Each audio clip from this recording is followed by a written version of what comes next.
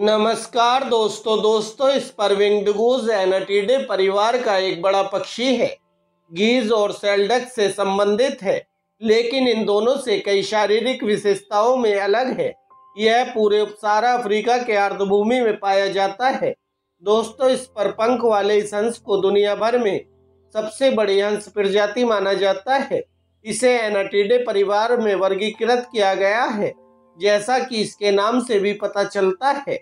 इस पर पंख वाले इस हंस के पंखों पर स्पाइकस होते हैं, जिन्हें बेहद जहरीला माना जाता है। इन स्पाइकस में जहर अपने आहार से प्राप्त किया जाता है, जिसमें कैथारेडिन की उच्च मात्रा होती है। यह जहर पक्षी के ऊतकों के भीतर भी समाहित होती है, जो इसे खाने वाले के लिए जहरीला बना देता है। इसका लगभग 10 मिलीग्राम जहर मनुष्यों के लिए घातक माना जाता है। इस पक्षी के शरीर की लंबाई 70 सेंटीमीटर से लेकर 120 सेंटीमीटर तक हो जाती है और इसके शरीर का औसतन वजन 4 किलोग्राम से लेकर 6.5 किलोग्राम तक हो जाता है, जिनमें नर मादाओं की तुलना में काफी ज्यादा बड़े होते हैं और इनके पंखों का फैलाव 120 सेंटीमीटर से लेकर 190 सेंटीमीटर तक हो जाता है। दोस्तों, यह पक्षी मुख्य रूप से काले होते हैं। एक सफेद चेहरे और बड़े सफेद पंखों वाले पेच के साथ इनके लंबे और गुलाबी लाल रंग के पैच और पेट पर व्यापक सफेद रंग होता है। नर मादा से अलग होता है, न केवल आकार में बल्कि एक बड़ा लाल चेहरे का पेच जो लाल बिल से पीछे की ओर फैला होता है और ऊपरी जबड़े के आधार पर एक घुंडी बनी होती है। यह आमतौर पर एक शांत प्रजाति है।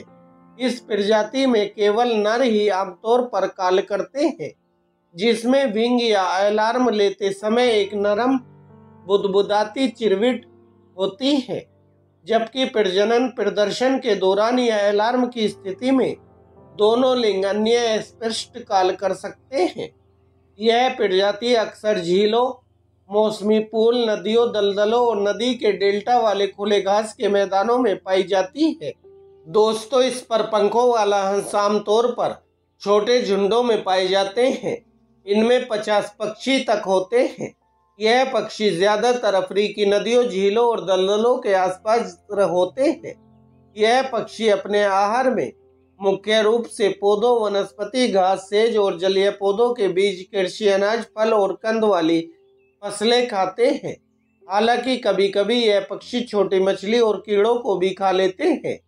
प्रजनन के मौसम के बाहर भोजन की अवसरों की तलाश में यह फैल जाते हैं। इनके प्रजनन का मौसम सीमा के पार परिवर्तनशील होता है। उत्तर में प्रजनन आमतौर पर अगस्त से दिसंबर तक, पूर्वी अफ्रीका में जनवरी से जून तक और दक्षिणी अफ्रीका में अगस्त से मई तक होता है। यह प्रजाति प्रजनन के मौसम के दौरान अन्य जल पक्षी के लिए ज्यादा आक्रामक हो जाती है। वर्ष के इस समय में अन्य पक्षियों के साथ संघर्ष में उपयोग करने के लिए गीज हिंसक रूप से पंखों के मोड़ पर स्पर डाल सकते हैं। वयस्क नर गीज विशेष रूप से अन्य वयस्क नर पर हमला करने के लिए प्रवण होते हैं।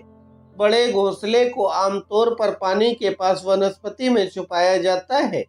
यह पक्षी आमतौर पर 3 से 4 मीटर ऊंचे पेड़ों में 20 से 100 सेंटीमीटर ऊंचे जमीन के करीब स्थित घोंसले का चयन करते हैं। मादा गूज एक बार में 6 से 12 अंडे देती है और इन अंडों को लगभग 32 दिनों तक सहती है। इसके बाद इन अंडों से बच्चे निकल आते हैं। बच्चों की देखभाल मादा ही करती है। दोस्तों, इस पर विंग्ड गूज का जीवन काल 12 साल से लेकर 21 साल तक हो जाता है।